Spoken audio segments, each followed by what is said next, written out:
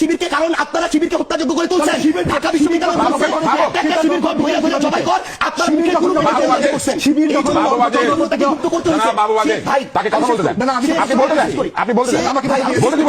এনসিপির দলীয় অবস্থান, এনসিপির মনে হয়েছে নির্বাচনী জোটে তার যাওয়া প্রয়োজন।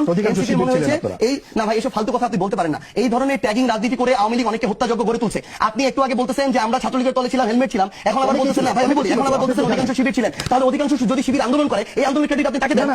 আপনি আমাকে এটা বলেন, আমি সার্জিস আলম 2017 সালে যেদিন ঢাকা বিশ্ববিদ্যালয়ে গেছি, ওই ঢাকা বিশ্ববিদ্যালয়কে যখন এরকম ছাত্রলীগের আওয়ামী লীগের অধীনস্থ একটা ক্যাম্পাস বানিয়ে রাখা হয়েছিল, আমাকে যখন গণরুমে প্রথম দিন গিয়ে উঠতে হলো, তখন আপনার কথাই ছিল যখন না কোনোদিনও না। আপনি আমার কথা না শুনে আপনি বলতে পারেন না। আমাকে যখন গণরুমে থাকতে হলো, আপনার কথা আমি বলিনি, আমাকে যখন গণরুমে রাখছে, গেস্ট রুমে রাখছে, আমাকে যখন অত্যাচার করলো, নির্যাতন করলো, শেষ করতে হবে। আপনি যখন পড়ছেন তখন এটা ছিল কিনা আমি জানি।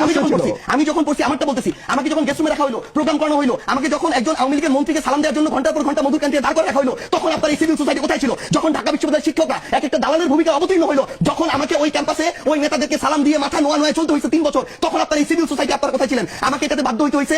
এরপরে আমার জায়গা থেকে যখন সুযোগ হয়েছে, আমি মাথা উঁচু করে দাঁড়াইছি। ওই অভ্যুত্থানের সামনে সাইডে যখন 2টা ছেলে দাঁড়াইছিল, এর মধ্যে একটা ছেলে ছিল সার্জিস আলম। এই সার্জিস আলম দাঁড়াইছিল এটা রিস্ক জেনে যে হয় সে বেঁচে থাকবে, তার কোনো সরকারি চাকরি হবে না, এটা জেনে দাঁড়াইছিল। সে যদি ওখানে বেঁচে থাকে,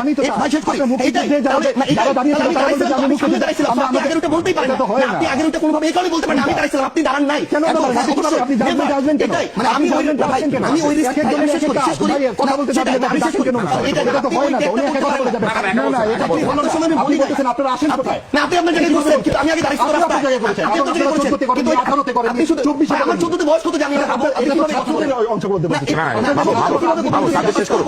ছাত্র রাজনীতির যে ব্যাপার সেটা আমার যখন করার ছিল আমি করেছি।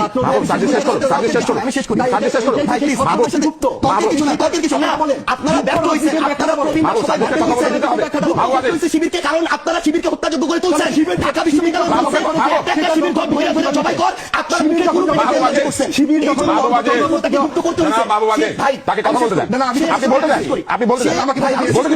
সে গুপ্ত থাকার পরেও তাকে ধরে ধরে পিটানো হয়েছে, তাকে খুন করা হয়েছে, হত্যা করা হয়েছে। একটা মানুষ শেষ পর্যন্ত যখন আপনারা কেউ তার পক্ষে দাঁড়ান নাই, যেই মনে করেন 25 বছরের ছেলেটা শিবির করে, ওই ছেলেটা তো তার আগের কোনো কিছুর সাথে সম্পর্ক নাই, তার তো বেঁচে থাকার অধিকার আছে, তার পরিবারের সাথে থাকার বাঁচার অধিকার আছে। তাকেও যখন শুধু একটা আদর্শভিত্তিক রাজনীতি করার কারণে হত্যাযোগ্য করা হয়েছে, সে গুপ্ত হয়ে গেছে।